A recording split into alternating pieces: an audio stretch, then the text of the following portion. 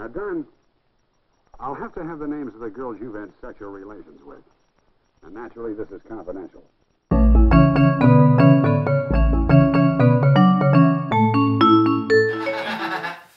Sorry, go on. Yeah, we've been doing this segment called Pro Tips, where it's terrible advice delivered as excellent advice. Okay. And we did it one time, and it went well. All right. It was my favorite.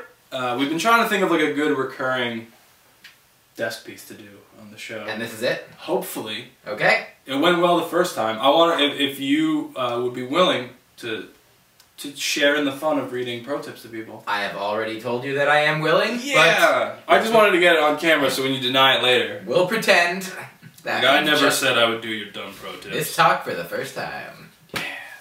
Cool. Well, I've broken them up more or less arbitrarily. All right. I figured I'll read one, you read one. Good figuring. It'll be fun. Okay. You first? Me first. You want to flip for it? I don't have any coins. Okay, I'll go first. Women love when you share similar passions. If she is interested in having a family, put your love for children on display by posting hundreds of pictures of random children in your home. It's good advice. Sounds like couldn't go wrong. I mean, unless they have clothing on. Don't put clothing on the children in the pictures. Then it's creepy. Yeah. Remember, chicks dig scars. Why not start an underground knife fighting club with your friends or writing staff? We've done that. A lot of my writers are single, and we're trying to get them out there, meet the ladies. So we have them stabbing each other for fun. The only reason you shouldn't is if you're gay, because who cares what chicks dig if you're gay. That's true. Unless you're a gay chick, then it's back on. Safe words can be important in the bedroom. If you need to bring things to a halt, try saying your ex-girlfriend's name. That's always worked for me. That's a good one. I like it. See, a lot of these are silly, but I think that's good practical advice. Unless you're in like a BDSM situation where you're tied up and getting like flogged, and that's what you want to stop, then the ex-girlfriend's name might have the opposite. Then there might be double flogging. Yeah. She'll get a cat of 10 tails. Mm-hmm. Some people are allergic to coconut, so always make sure to test out every piece of chocolate before giving your wife the box. Make sure you have a DVD of The Notebook on hand for your Valentine's Day date. If you get her back to your place, she'll think you're sensitive. Or if things don't go well, you can watch it alone and cry. That's solid advice.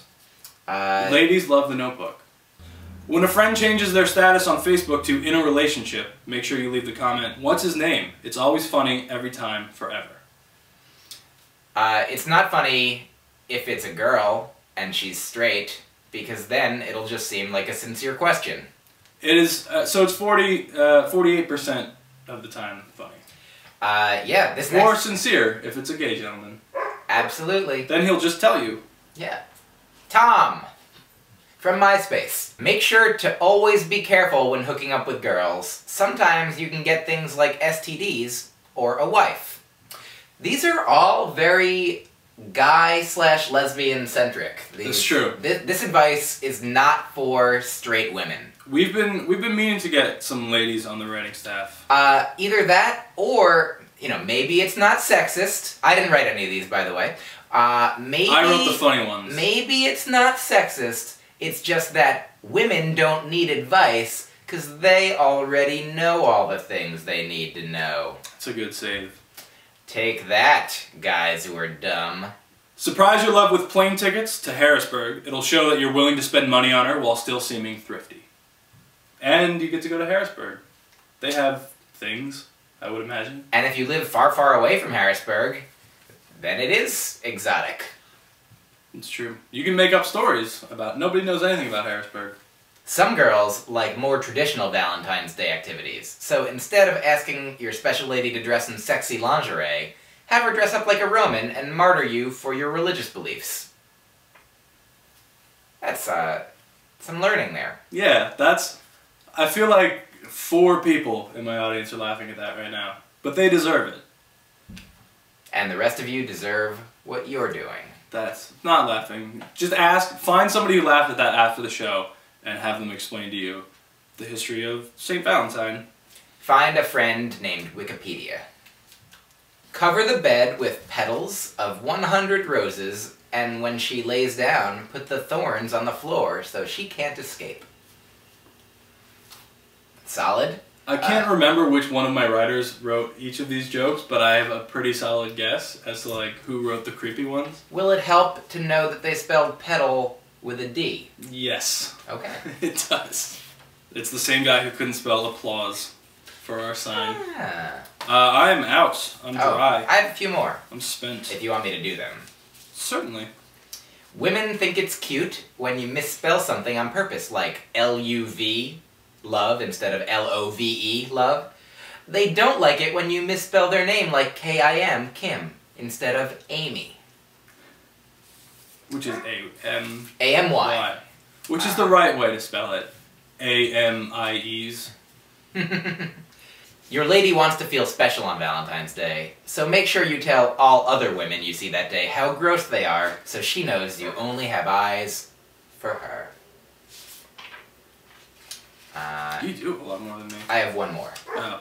It is important to look sexy for your lady on Valentine's Day, so when she walks into the bedroom, tease up your hair, put on some Whitesnake, and get on the hood of a muscle car.